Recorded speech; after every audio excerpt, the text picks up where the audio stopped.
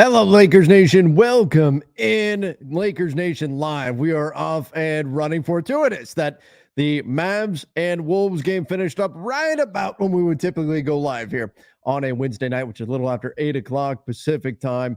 Welcome in, everybody. If you're coming in from X, you're coming in from YouTube. Of course, you're coming in from Facebook. We're going to talk a little bit of Lakers basketball. We'll certainly talk Mavs, Wolves as well. The epic game that we just saw. What a fantastic series this is going to be. The Mavs get the job done in game one. Luka, my goodness, going berserk.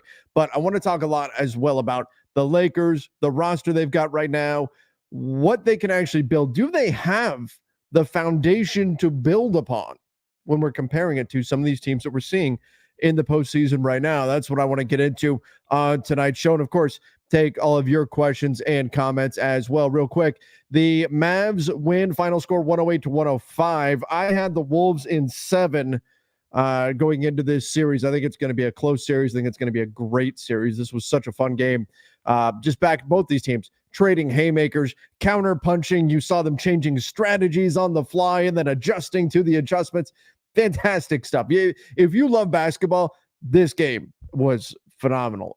Just in terms of strategically what the teams were doing, all the different things that were happening out there on the court. And then, of course, you've got a superstar like Luka going berserk, 33 points, 6 boards, 8 assists, 3 steals, and he really turned it on late. Kyrie Irving, 30 for the Mavs. A lot of his damage happening in the first half, but 12 of 23 shooting. Man, when he's that efficient, that's going to be tough to beat this Dallas side. 13 turnovers for the Mavs, but 11 offensive rebounds. Here's the thing. The Mavs can play better. They only shot 24% from 3. The Wolves, meanwhile, just didn't shoot the ball quite well enough. I think this was my big question going into this series was, can the Mavs defense be on the same level or close to the Wolves defense? If so, then the Mavs probably take the series. If there's a gap between the two, if the Wolves have the edge on the defensive side of the ball, then we probably see it go the Wolves' way. In this game, I was impressed with Dallas's defense. I thought they did some wonderful things out there on the floor, and the Wolves did too. But I think the Mavs defense played the Wolves defense about even, and that's all they really need. I think the Mavs offense is good enough to where they can actually take down the Wolves. Again, I had my prediction going into the playoffs. The Mavs were my dark horse team that were going to come out of the West. That was my prediction. But going into the series, I switched it up and said Wolves in 7. Look, either one of these teams getting through. They are absolutely phenomenal. The Wolves are going to be kicking themselves. Shot 61% from the free throw line in a game that you lost by 3. That certainly hurts. 10 offensive boards for the Wolves, 10 turnovers. You're fine there, but just 43% from the field. You did get a big game out of Jaden McDaniels, 24 points from him. But Anthony Edwards, just 19, 11 boards, 8 assists. Again, I liked a lot of what the Mavs were doing defensively. 6 for 16 shooting. His second straight poor shooting game. 6 makes in each of his last 2 games. Little bit surprising there. Reggie Miller thought he was tired. Said it like 15 times that he thought Anthony Edwards was tired. Mike Conley, just 2 for 7 in this game, shooting the basketball. Then you had 16 for Karl Anthony Towns, who was 6 for 20 shooting. That's really the game right there. Towns shoots 6 for 20. Edwards shoots 6 for 16. That's just not good enough on the offensive side of the ball for the Wolves. But again, great game. I enjoyed it. I thought it was a really exciting one. And once again, I liked the way the Wolves midway through switched up their defensive coverage rather than going into drop coverage. They started blitzing the pick and roll. And then we saw similar things from the Mavs on the other side. They were sort of switching things up on the fly, and then the Mavs were trying to adjust to that. If you remember, that was very much Frank Vogel's strategy. If you remember back to the 2020 playoffs, that was Frank Vogel's strategy. We're going to blitz the high pick and roll, and we're going to take the ball out of, say, James Harden's hands, and we're going to make other people decision makers in the middle of the floor. We saw the Wolves do that to the Mavs and then force guys like Derek Lively to become decision makers in the middle of the floor. They're, essentially what you're doing when you do that is you're conceding a 4-on-3 advantage to your opponent, because as soon as your ball handler makes that pass, your 2 defenders that are up high are out of the play now, and it's a 4-on-3, and you're trusting that, number one, your 3 defenders are good enough, are long enough, are quick enough that they can defend the entire floor, even though they're down a man. And you're also trusting that the guy who's going to be receiving the ball, the guy that you're going to try to scheme the ball to, is not going to be quick enough in that situation. He's not going to recognize the advantage quick enough, and is going to ultimately turn the ball over. You'll get some clunky possessions and things like that. The Lakers were great at that back in 2020. The Wolves employed that strategy, just didn't quite work out. All right. Again, great game. Loved it, and I can't wait for the rest of this series. This is going to be an absolutely phenomenal one. Also, credit to the referees in this one. They let them play. Rare that I get to say that, credit to the referees, but I thought the refs really let both sides play in this game. So we'll talk a little more about Wolves Mavs, but I know what you're here for. I know you're here to talk some Lakers basketball. Appreciate all of you for joining in. Once again, if you're coming in from YouTube, you're coming in from Facebook, you're coming in from X. Podcast listeners, if you wouldn't mind, give us a 5-star rating and review over on Apple Podcasts, Spotify, wherever it is you listen to podcasts. Let's get into it. Smokey said, just imagine, had we thrown the game against the Pels, we wouldn't have had to face the Nuggets. At least I think we could have beat the Mavs. Look, I was very vocal about this. I said that you don't tank that game against the Pelicans. I'm talking about that first play-in game. I said you don't tempt the fate of the basketball gods, especially given that the teams that were possible to be waiting for the Lakers on the other side of that, should you lose that game, it's the Kings and the Warriors, and you'd only beat the Warriors once on the season. You lost all the games to the Kings. Now, the Kings were injured. Would the Lakers have gotten through? Hindsight being 2020. Yeah, I think the Lakers probably would have been better off had they thrown that game and not played and not taken on the Denver Nuggets in round one. I think that probably would have been the better path. I mean, seeing how the Thunder played, I'm not guaranteeing the Lakers would have beat the Thunder, but I think they would have had a pretty solid shot to beat them. I think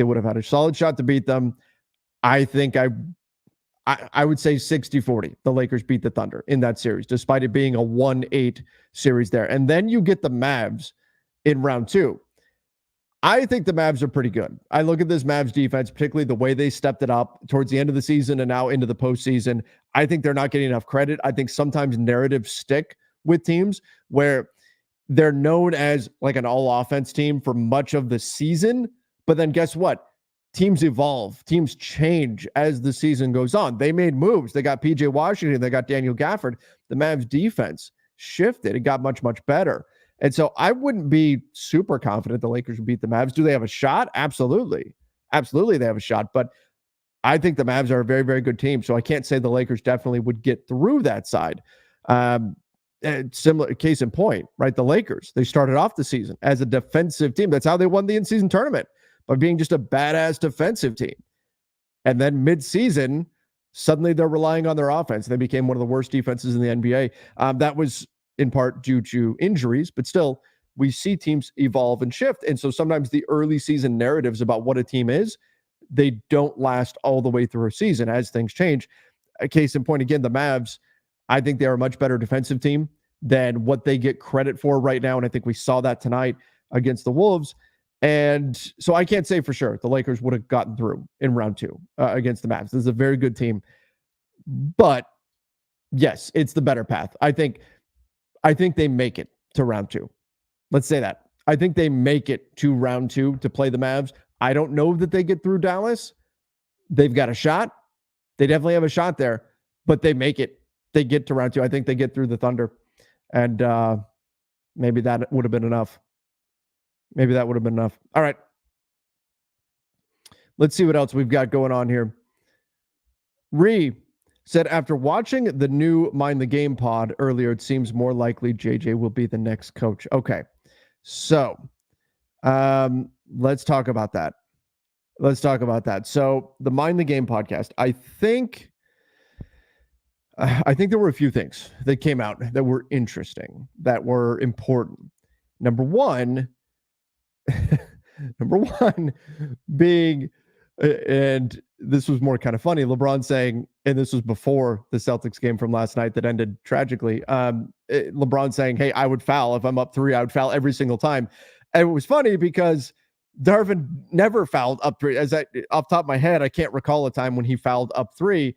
They didn't do it. Maybe he did it once or something, but they didn't do it. And LeBron is very, just straightforward, like, oh no, I'm fouling up 3 every single time. I am doing it. I am not letting teams get the shot off.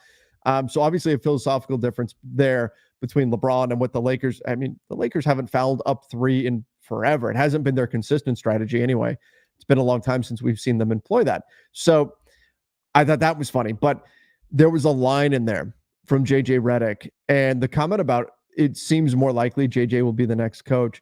LeBron and JJ are talking about, hey, what do you need? What do you need in the NBA in order to get to this level?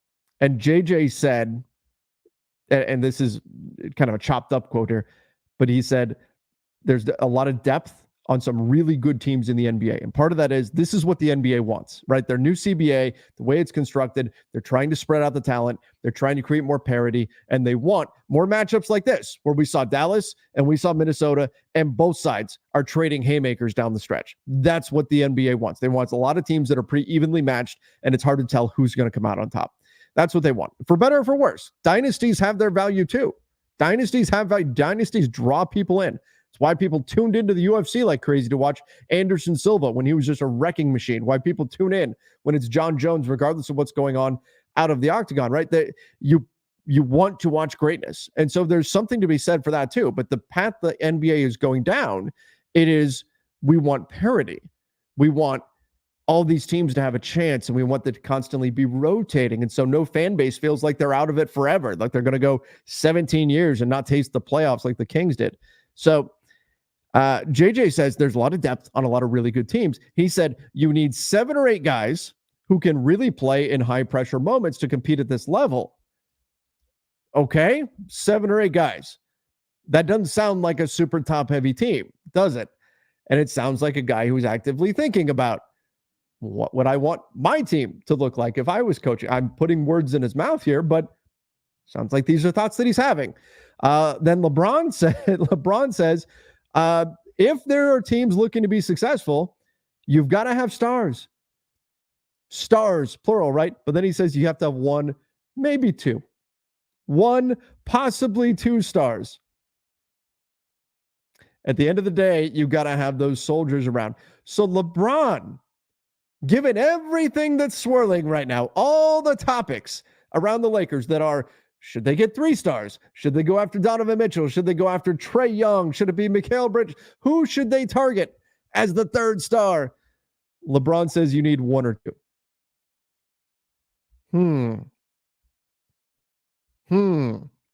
That's interesting. And says, look at the playoffs, and the playoffs are telling us this.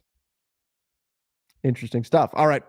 I'm going to, and I'm going to get a little further into that in just a moment. I want to look at the Lakers roster, and what I want to do is look at it and say, how far away from 7 to 8 legit playoff guys are they? How far away are they? And as this comment says, look at the Suns. It's not even just,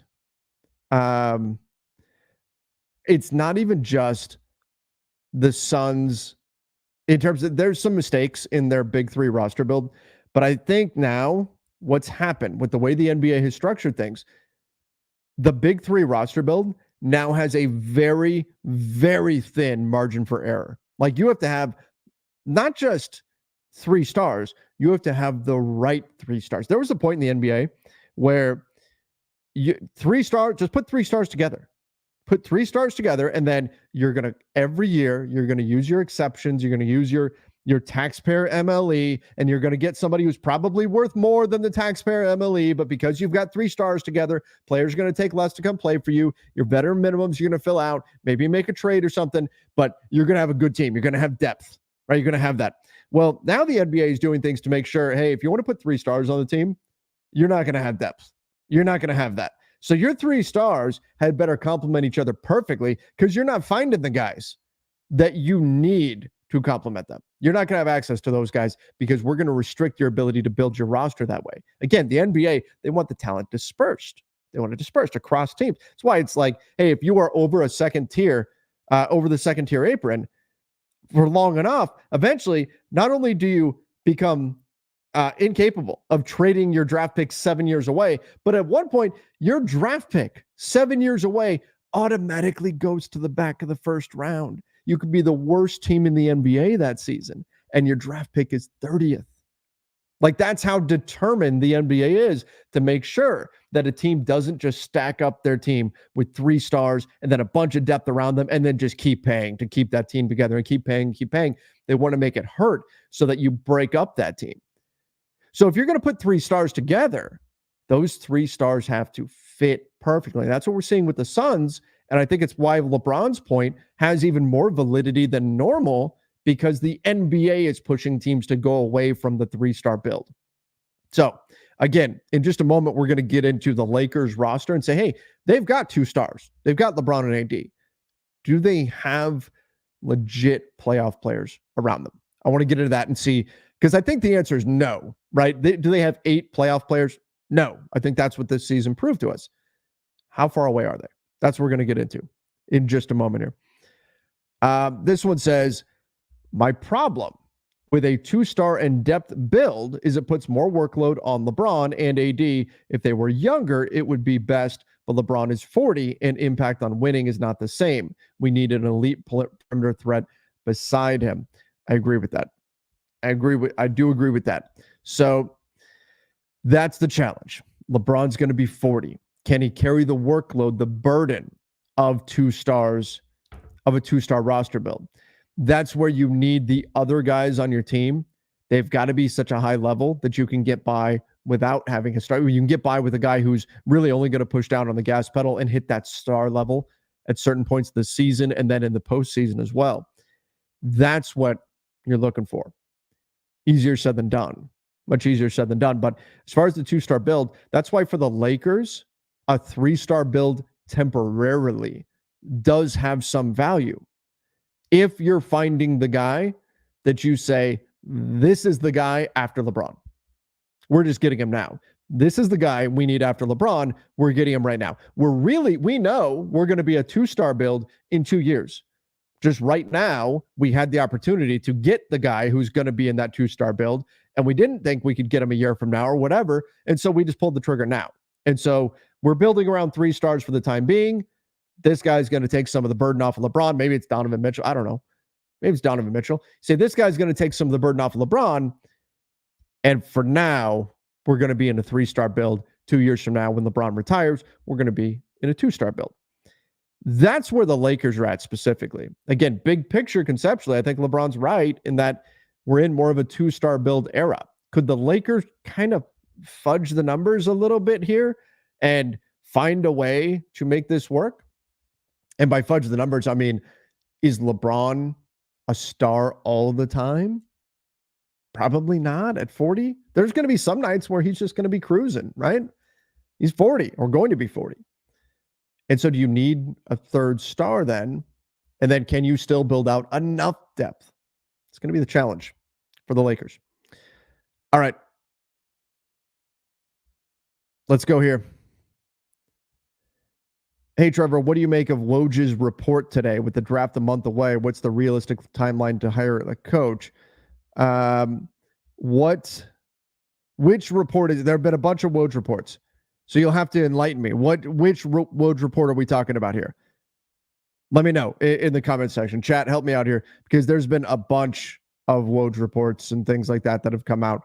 So you have to let me know which one you're talking about. But with the draft a month away, a realistic timeline to hire a coach as soon as possible. Now, there have been some rumors about, well, it's going to be JJ. It's going to be JJ Redick, and they want to wait till after his ESPN involvement is over. That would not be ideal, because we're talking like 3 days before the draft, potentially.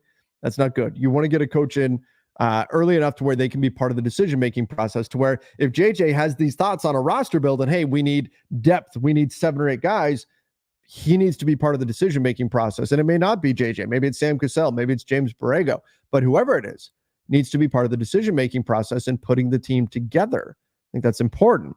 So I don't think that the draft being a month away is necessarily says, hey, they can hire a coach in a month. I think they need to get it done sooner rather than later. I think that's what they need. Get it done sooner rather than later, and then go from there. Let's see.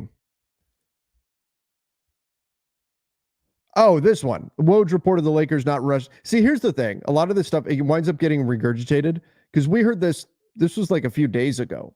that we heard about this. That the whole Woj reported the Lakers not rushing to make a decision and that it may take a while. Yeah, that's fine. Again, not rushing to make a decision is fine. I don't think they can wait until draft night, a couple of days before the draft. But we've got what, a month till then? Not rushing to make a decision though. Like I'm thinking within a few weeks. I mean, it'd be ideal if it's like this weekend or something, but another week and a half or so. Yeah, that'd be fine. So if that was the Woj report, and again, as I said, when you just say Woj report, well, there's a lot of stuff that gets said and then a lot of stuff that kind of gets regurgitated. So we've heard this for a bit here that the Lakers may not rush to get anything done. Now, I do think part of that too is we don't know what's going on with the Cavs situation. There's some rumblings that the Cavs might jump onto the market, and if they do, they're probably going to interview some of the same guys the Lakers will. So that could present a little bit of a wrinkle here for the Lakers where they might need to speed things up a little. But again, until that happens officially, we'll see. We'll see. All right, let's go here. Legend said, let's go heavy for D. Mitch. We can do what Golden State did in 2021 and have a small 2-year rebuild period to recoup assets and compete again when LeBron leaves. I do think that if Donovan Mitchell is available, they're going to do everything they can to get him. I believe that. And that's even with LeBron saying we need 2 stars and then 7 or 8 guys total and all that kind of stuff. I think Donovan Mitchell's that guy. When we talk about who's the guy after LeBron, I think the Lakers can look at Donovan Mitchell and say, that dude, that's the guy. That's the guy after LeBron. Now, we've heard multiple reports that the Cavs are really confident that they're going to be able to sign Donovan Mitchell to an extension. Now, if they do that, from what we've heard, the reporting is if they sign Donovan Mitchell to extension, that extension will immediately be followed by a trade request from Darius Garland. He wants out. Now, I'm not suggesting Darius Garland is that guy for the Lakers or a guy they should go all in on or anything like that. But it doesn't mean the Cavs are done making moves at that point. And I think this situation is very much in flux, but still, Donovan Mitchell, if he does hit the market, and here's what you're looking for, everybody, here's the magic words that you're listening for. It's Donovan Mitchell turns down extension. That's what you want to hear. That the extension between Donovan Mitchell and the Cavs simply does not get done. That's what you want to hear. So that, I think, is important. If that happens, Donovan Mitchell's trade market is on. That's it. Off we go. Donovan Mitchell's trade market will take off. I think the Lakers will be in the mix, and I think they will do everything they can to get him, despite what LeBron's saying about 2 stars and then having depth. All right, let's see what else we've got here. Amir said, in my opinion, I don't think we can afford to play hardball for trades this summer and wait till the deadline. We have a set win now roster the moment the season starts. Regular season record matters. Oh, it 100% does. It 100% matters. Yeah, I mean, you look at where the Lakers finished in the West this year, and oh my goodness, had they not gone on that horrendous stretch post in-season tournament win, they would have finished much higher in the standings. They were in a situation where, where'd they go? 3-11, something like that. Something bad. You're looking at this team, you are a few wins out of being the 5 seed, right? The 5 seed, the 4 seed, home court in the first round would have been potentially available. And so I talked about it this year coming into the season. When we get to next year, we get to next season, and you guys see me, and the Lakers drop a winnable game at the beginning of December or something, and people start throwing out there, non-Lakers fans start throwing out, oh, they live and die with every game. Come on, it's ridiculous. And Darvin Ham's getting upset about that again from his couch, and all of that, all that's happening, and then you start to hear, well, it's only December, it's okay. No, all of these games matter. In the Western Conference, it is as unforgiving as perhaps we've ever seen. I think next year, If everybody stays relatively healthy, which you can never bank on, but if everybody stays relatively healthy, I think there could be as many as 13 playoff caliber teams in the Western Conference. We're talking about 3 teams not even making the play-in the West next year. So yeah, every single game matters in the West next season, just like it mattered in the West this past season. The margin for error, it does not exist. And that's true both on the court, in their record. It's also true this summer. The margin for error does not exist. That's how competitive the West is. If it's the East, yeah, you can screw around. Whatever. We need to build a competitive roster. We'll get there eventually. No big deal. We're in the Eastern Conference. We're on easy mode. This isn't the East. This is the West. You've got to hit it out of the park this summer, whatever that looks like. And I'll be doing an ideal offseason video coming up. I want to say tomorrow. At the very least, I'll have it all planned out tomorrow, and then it'll be out the next day. But yeah, the West, it's brutal. And so you're absolutely right when you say we have to make moves right now. Yeah, because if you go into the Western Conference saying, well, we're going to make moves at the trade deadline, like they did a couple seasons ago with Russell Westbrook, you're going to be done before you get to the trade deadline. You can't do it. You can't do it. Because how the hell are you going to make up ground against some of these teams? How are you going to make up ground against, say, even a healthy Pelicans, the Warriors, the Kings? Like these are the teams that are in the play-in. These are above 500 teams. How are you going to make up ground against them? The Rockets have all the ammo they need to go add a serious piece, if not pieces, this summer. The Grizzlies are going to get healthy. What happens if the Spurs get a point guard and then Wemby is just unstoppable? You're not going to make up ground in the West if you fall behind. It's not going to happen. So, yeah, regular season games, they matter big time. Not basketball related, Swaggy says, but at work today, a customer mentioned their address being on Trevor Lane in Colorado. That's funny because I called the Denver folks weirdos for so many shows, but there you go. You know what this means? I am so beloved in the state of Colorado that they've already named a street after me. So, long overdue, but thank you, Colorado. Much appreciated. Camillo said, yo, Trev, respect for going live after margaritas. That was at dinner. Hey, my wife had a very long day. She had a rough day. And I said, hey, let's go get Mexican food for dinner. So we did that. Had some margaritas. It was a good time. It was a good time. But that was like 4 hours ago, something like that. We went early.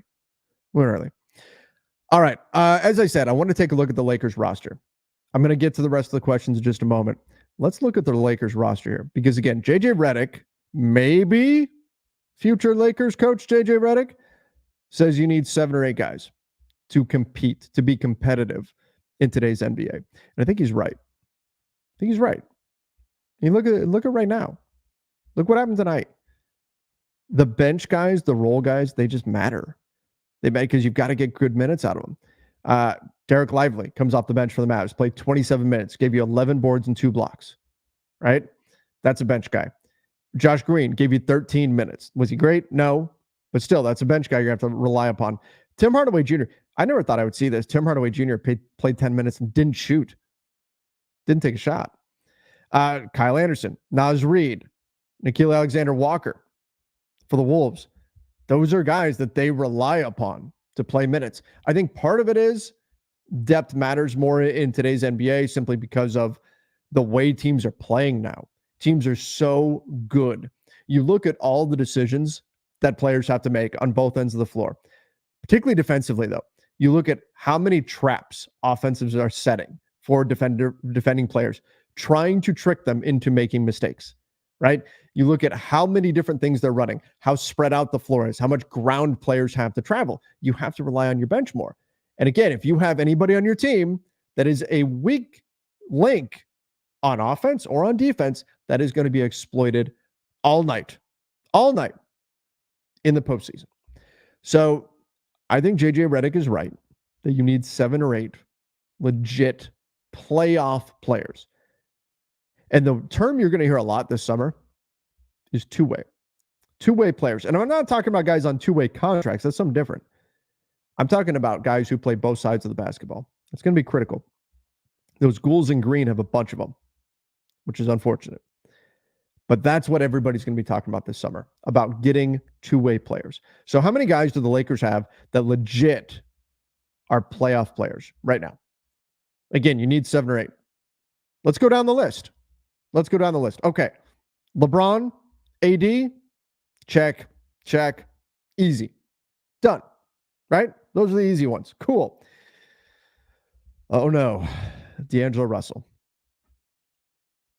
He was their third best player this season. But I think the answer is no. I think it's a no. And I love D'Angelo Russell. Admit, I was in my heart hoping that everything would work out with D'Lo this season. And he was great. You guys heard me all season. I was singing D'Lo's praises. He was great during the regular season. But you can't count on him in the big games in the playoffs. Unfortunately. I think he can be great for you during the regular season. I think he can help you out a lot. But when the game gets to the level it's being played at in the playoffs, that's where his lack of athleticism really shows. That's where teams can really game plan against him, can really attack him, and it creates some issues. And now it's not to say he was terrible all playoffs. No, he wasn't. He had a few really good games.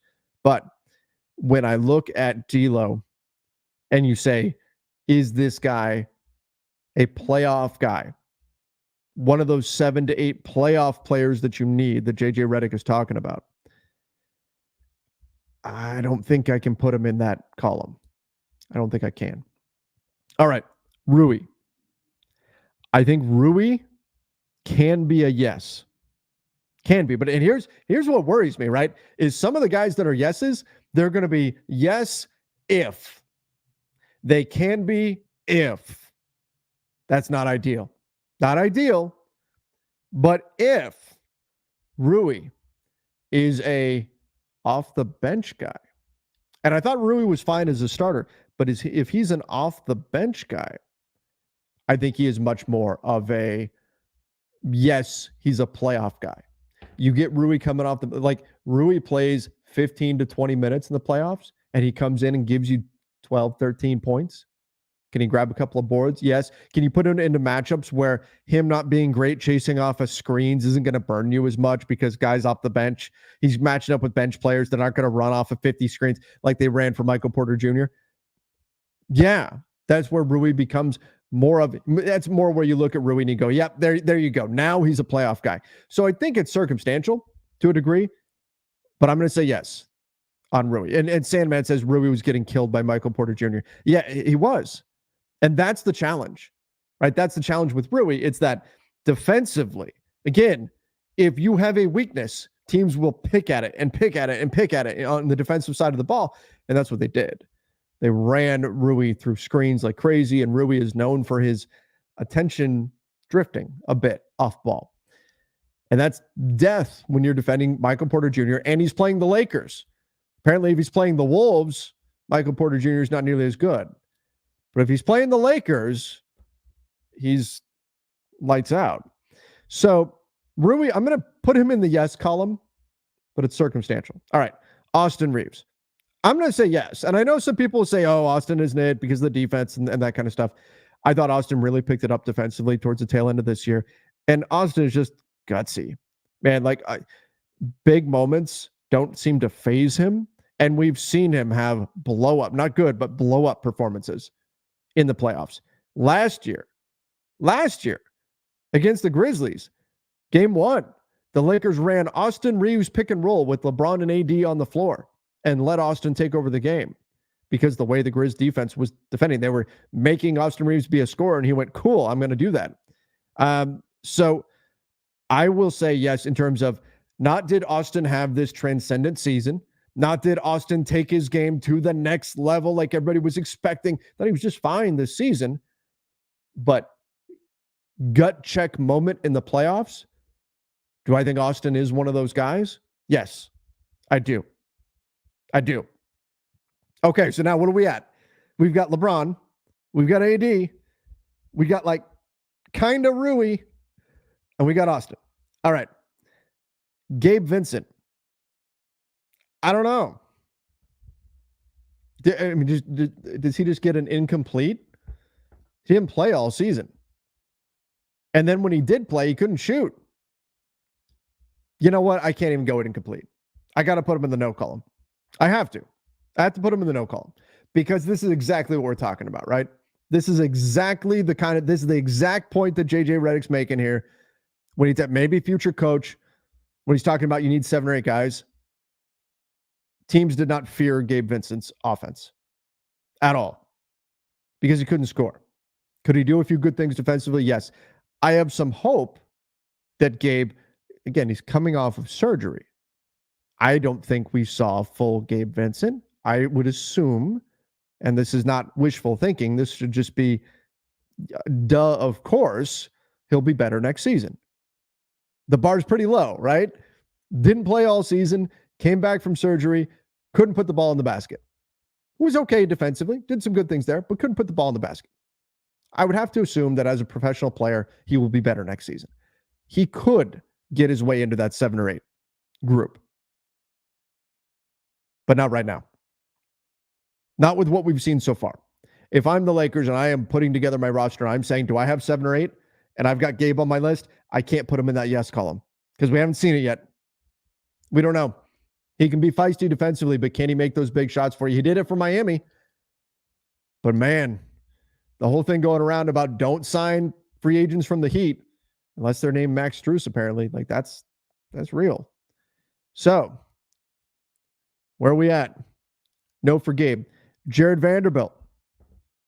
Is he in that 7 or 8? God. I want to take Jared Vanderbilt. And I want to put him in a gym all the way from now till October.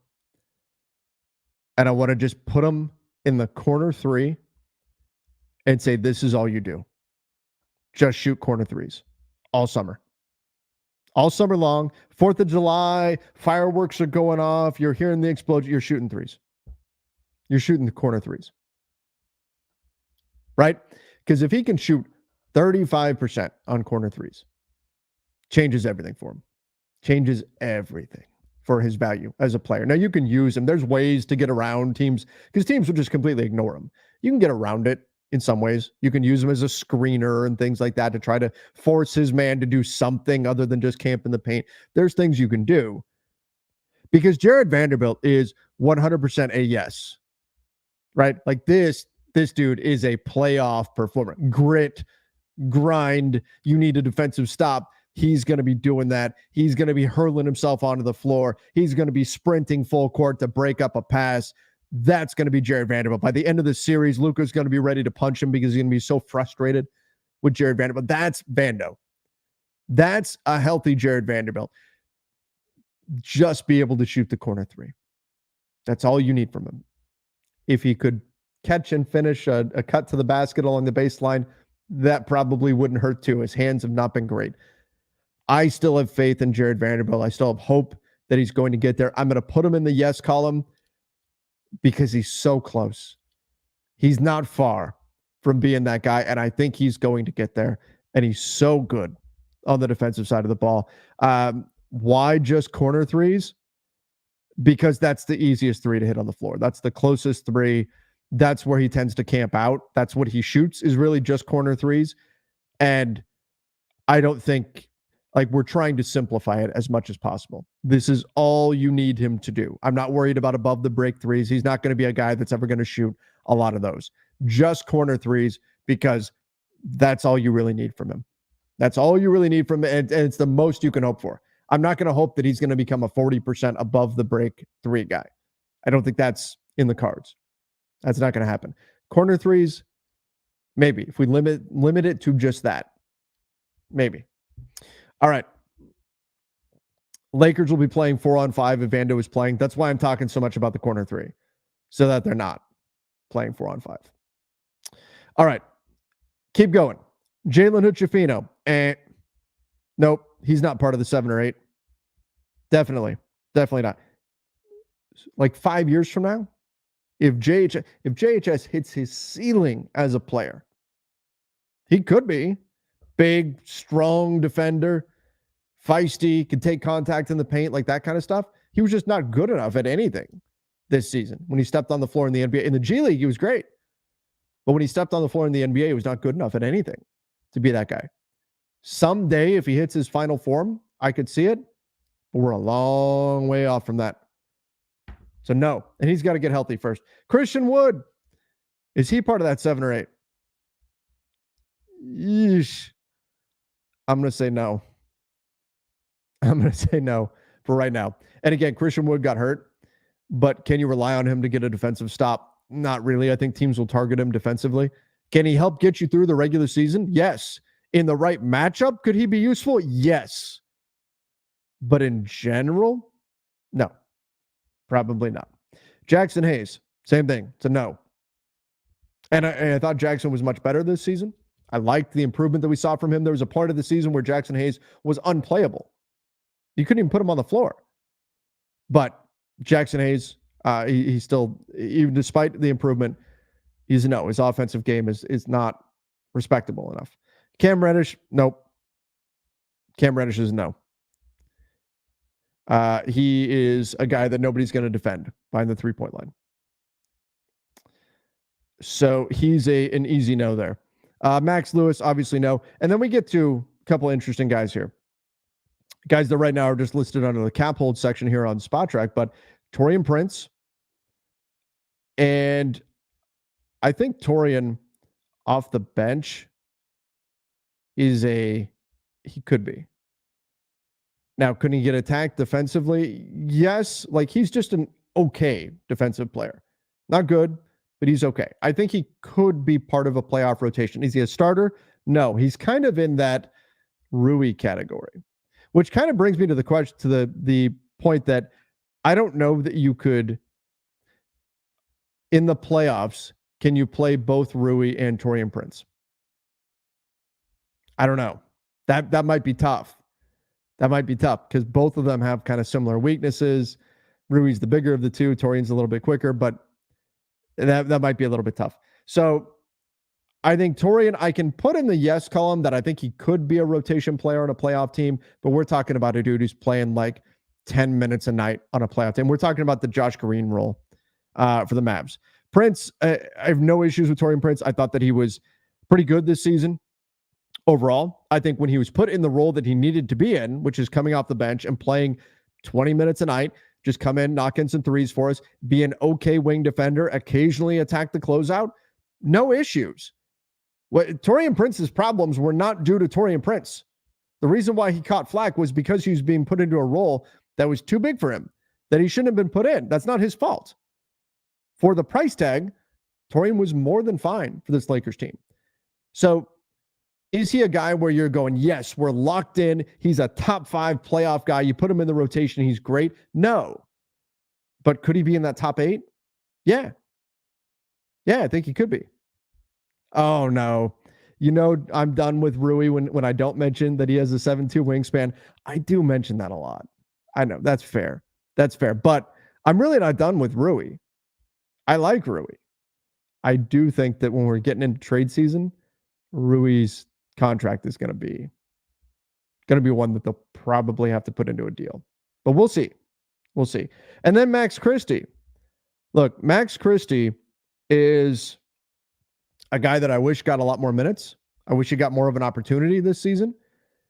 And I'm going to put him in the yes column, not because I think he's there right now, but because I think he's going to be, and he projects to be that kind of playoff performer.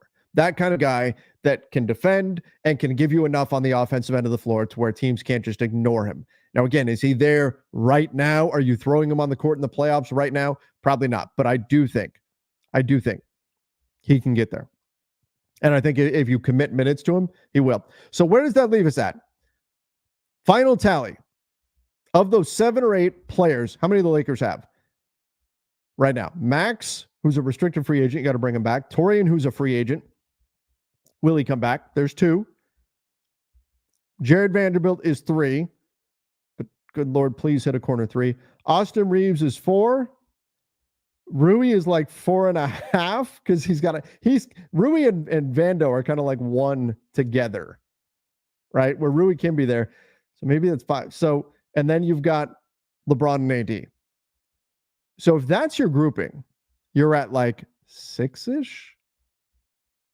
You're close. You're close. But the problem is you've got so many guys that are Vando if, Rui if, Max Christie if he develops and gets minutes and gets in a role. He's probably not quite there yet. So you're still at least a few pieces short right now.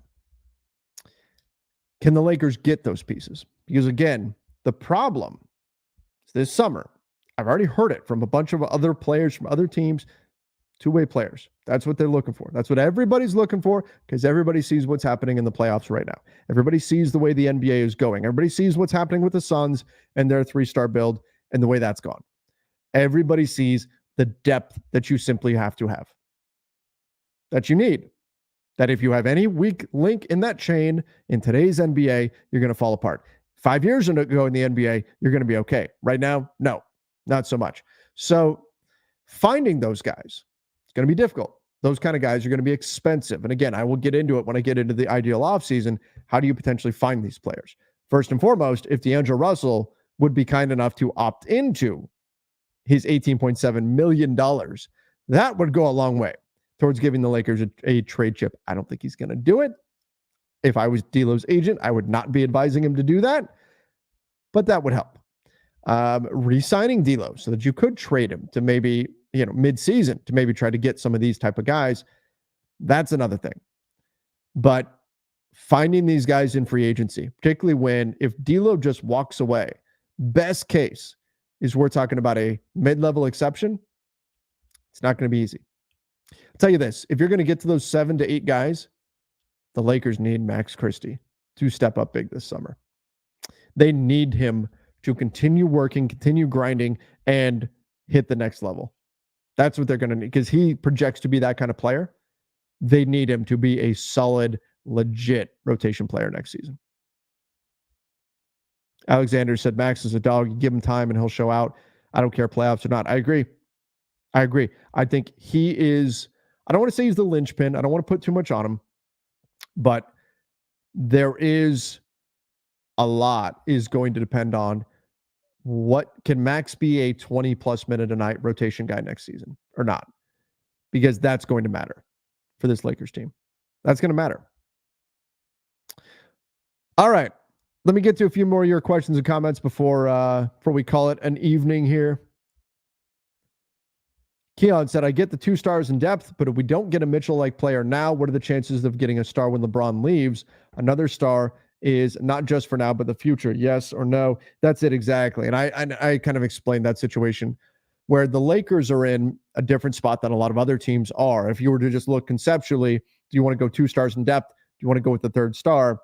The Lakers getting a 3rd star is not just about right now, and this is how we want to build our roster forever. It would be we're temporarily in a 3-star build, and that's going to convert to a 2-star build in a couple of years when LeBron walks away. So there's that added complication to the Lakers side of things. Now, that's why that's why I believe if Mitchell's there, they're going to go for him if he's there. And just whatever, we're going to deal with trying to make a 3-star roster work for the next couple of years. I think that's what they'll do. But if it's not Mitchell, like who are you committing to that is going to be the guy? Who are you going to commit to? That will be the guy that's out there. Are you okay with Trae Young being the 3rd star? Are you okay with DeJounte Murray being the 3rd star? Are you going to commit the resources it would take to get those guys? What about Lauri Markkanen? Would you do that? Would you do Mikal Bridges?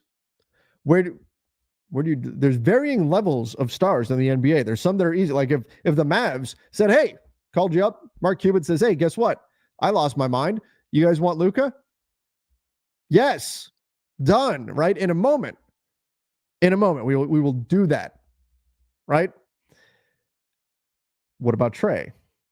Are you the same thing? Hey, all in, whatever it takes to go get Trae. And if you get Trae, are you confident? Okay, we got our guy. This is our guy now after LeBron. Are you confident in that? What about Lowry? What about DeJounte? That's the question. And that's where the Lakers have to make a very clear decision. Do we believe that this player, Donovan Mitchell, Trae Young, whoever it is third star material, go all in right now, and to hell with what the NBA is trying to get us to build. We're building around 3 stars for the next 2 years because this guy's going to be our guy after LeBron. And if the answer is no for some of those guys, that's where you just say, okay, we're going to try to keep the powder dry. We're going to add depth pieces and go from there. And then if we have an opportunity to upgrade next year and add that third star, maybe we'll try and do that then. Or we'll see what we can do, right? Lauri Markkanen is a good option versus Trae Young. I agree. I like Lowry a lot. I don't know that he's available. We'll have to see. The trade market has got to get better. Mitchell is the only one. I think that's Keon. That's probably where I land too. Is that Mitchell is my go all in guy, and that's it. That's probably where I ultimately land. Oh, this comment said, you're not finding someone with Christian Wood's skill set for a veteran minimum. Please stop saying trade him. Oh, I agree. Oh, 100%. Yeah, that's why. Look, Christian Wood picking up his player option, fantastic. Great. You're not finding anybody that can do what he can do. Now, does that mean you've checked the box of we've got our backup big? No. We learned that this last season. No, you can't. You still need to go get another big. But talent-wise, yeah, no issues. On a minimum, hell yeah, all day, every day. Give me a player of Christian Wood's talent on a minimum. Yeah, of course. No issues with that whatsoever. No issues. All right, let's see what else we've got. Oh, spicy take. Trae greater than signed Spida. Interesting. All right, we got some Trae Young fans. Trae Young, I do think he gets a little bit more of a negative rap than he should. He's a really good player. He's phenomenal. He gets picked on defensively. You have to build a team around him carefully, but the dude is insanely talented. And I think that this season has created this sort of stench around Trae Young, where people just forget how good he is because what we've seen most recently was not great. He's phenomenally talented. It's just a little bit more challenging to build a team around him because he's going to be ball dominant. That's where he's going to be at his best. He's a great passer. I mean, my God, the lobs that he can throw to AD, whew. But he's going to get picked on defensively. He's not great off the ball. There's some issues, right? That's all. Let's see. We'll do a couple more here. It's Mitchell or depth for me. I don't think the other stars are worth trading for. And did you see Eric Pincus say the Bulls won't trade with LA? Okay. So yes, I did see Eric say that. I'll have to bring him on our show. He was on the front office show with Keith and I. What was it, week before last? And Eric is great. Great guy. So him saying that there's certain teams that don't want to trade with the Lakers. Like there's rumors bouncing around right now about, the Cavs don't want to trade with the Lakers. Because way back when, the Chris Paul trade, Dan Gilbert was one of the guys who was trying to veto that and Comic Sans and everything. And the Bulls, they don't want Michael Jordan's legacy to be approached by LeBron, so they're not going to help the Lakers.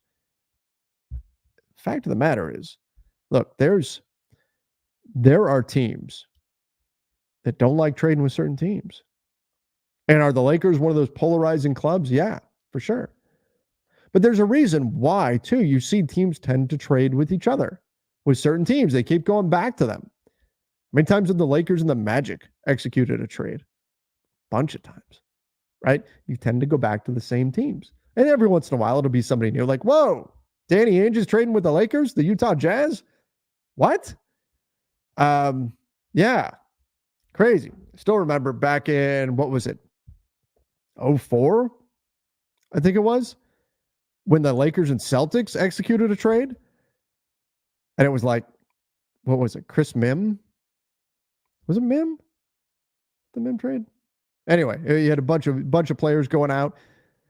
Nobody's super consequential. Marcus Banks was supposed to be coming back, and then it didn't wind up happening that way. Every once in a while, you get these teams that don't typically associate with each other that make trades. But most of the time, teams go back to the same people over and over and over again, the same teams, and they develop those relationships. So the Lakers have like a great relationship with the Bulls? Not really, but there's a lot of teams that think the Bulls should make a move, should do certain things, and the Bulls don't behave that way. They don't act like that. They just say, "Oh no, we're good. We'll go for the 9 seed and just keep running it back. Let's pay DeMar DeRozan a ton of money." And the Bulls fans scream in terror. That's the way it goes. As far as the Bulls won't trade with LA simply because of Michael Jordan and LeBron approaching him, I'd be surprised if that was everything. Is that maybe a tiebreaker for them or something? Sure. Could be. But if a good deal is on the table, are they going to say no just because the Lakers? Probably not. There are some situations, like for example, Kyrie Irving when he was with the Nets. Like we heard pretty consistently, like, hey, the Nets are not going to trade Kyrie Irving to the Lakers unless the Lakers vastly overpay. They're going to ask for more from the Lakers than they would any other team because they're pissed at Kyrie. And Kyrie wants to go to the Lakers. So they don't want to give him what he wants. They're going to send him somewhere else.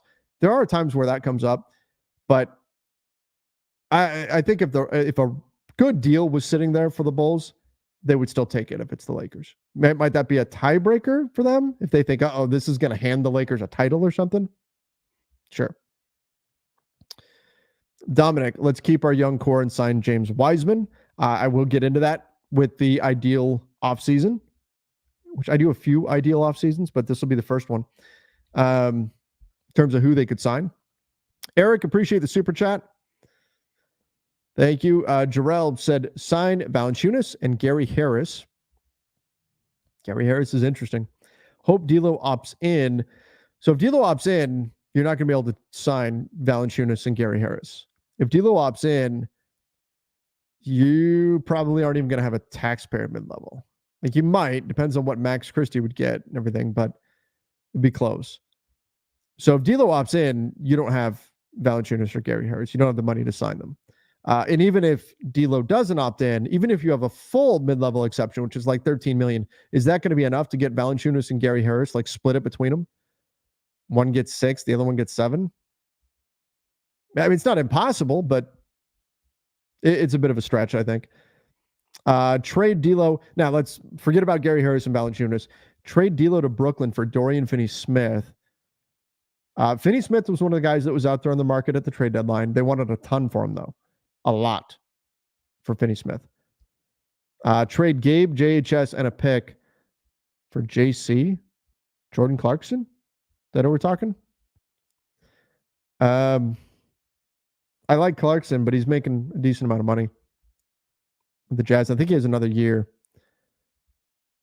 on the books. Let me double check. Jazz. I want to say he has one more year after this coming year. Jordan Clarkson, yeah, he does. Oh, it's not bad. Oh, never mind. His new deal. I forgot. His new deal kicks in. Oh, that's not bad at all. I did not realize that. $14 million. Had a player option this past season for $24 million. Now he's on the books for $14 million next season, and then $14.2 the season after.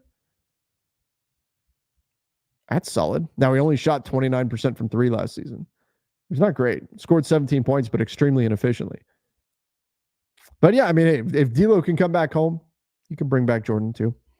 A package for Jeremy Grant. I think if you're going to go get Jeremy Grant, you got to be convinced, like, hey, this is going to be our guy after LeBron. Like, that's what his salary says.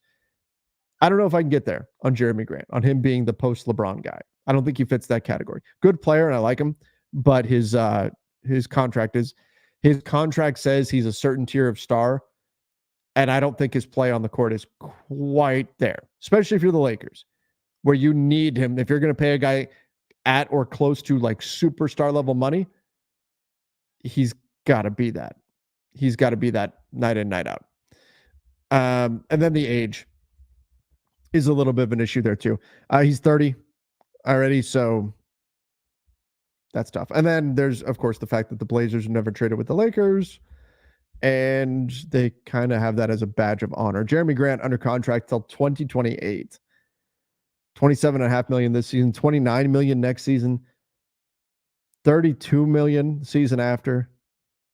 All right, he's not getting paid like top tier star money, but still, it's up there.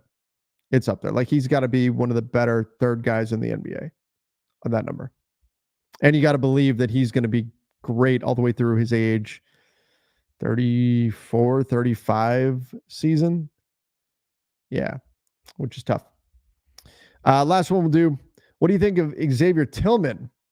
I like him a lot. I think he's just a kind of hard hat type of guy. He's going to get in the paint, going to do the work for you.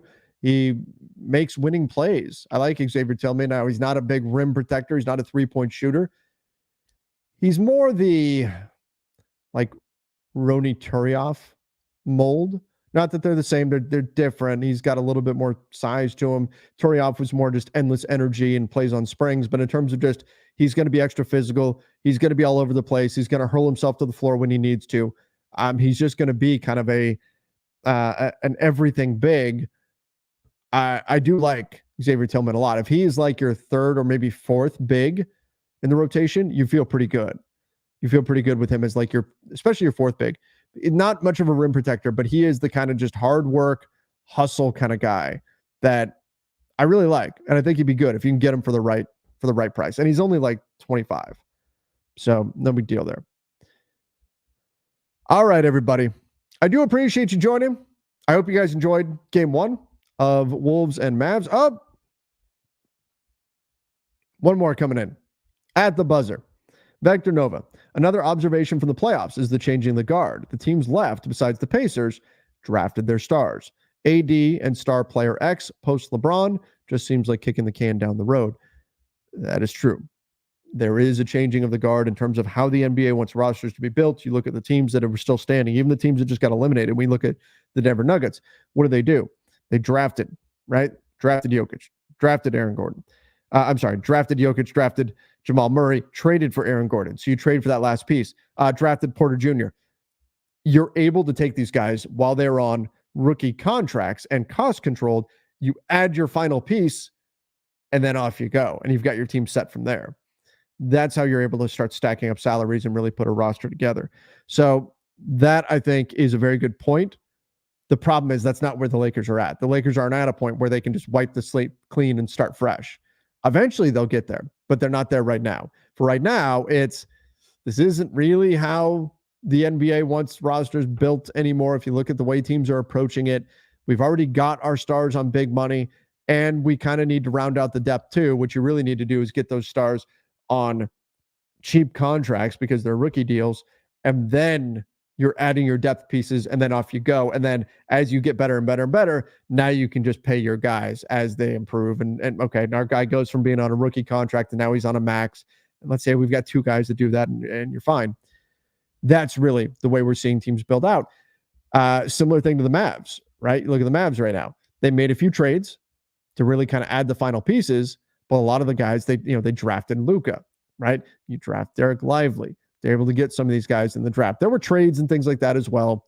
They're put together a little bit differently, but they were mostly built around getting Luka in the draft. Boston drafted, right? Drafted Tatum, drafted Jaylen Brown, and then they add a couple of guys in trade. Porzingis and Drew Holiday, add those guys as the finishing pieces to that puzzle. They had a Derek White via trade. Add those finishing pieces once you get your stars in place, and then you've got some space to build up around them a little bit. And the Pacers, again, they traded for Halliburton, but they swapped out the guy they drafted in Sabonis. So there's something to that. There's something to that as well. That's kind of the way you need to build in today's NBA. But building that way is not going to be an option for the Lakers until it's post LeBron, post AD. Now, it could become more of an option if, let's say, they find a Jokic-esque, which, I mean, very rarely happens, but you find a star level talent somewhere that nobody valued as a star, and surprise, this fell into our laps, then maybe that changes things. All right, everybody. I do appreciate all of you for joining. Make sure you do give us that 5-star rating and review over on Apple Podcasts. Great way to help out the show. Don't forget to subscribe to the YouTube channel. Channel members, going to schedule our next members only live show soon. So be on the lookout. I'll be putting out information on that. If you guys don't know what I'm talking about, click the join button over on the YouTube channel. You can see the channel membership program. All right, everybody. Once again, thank you Appreciate you joining the show. Until next time, we'll see you and stay safe.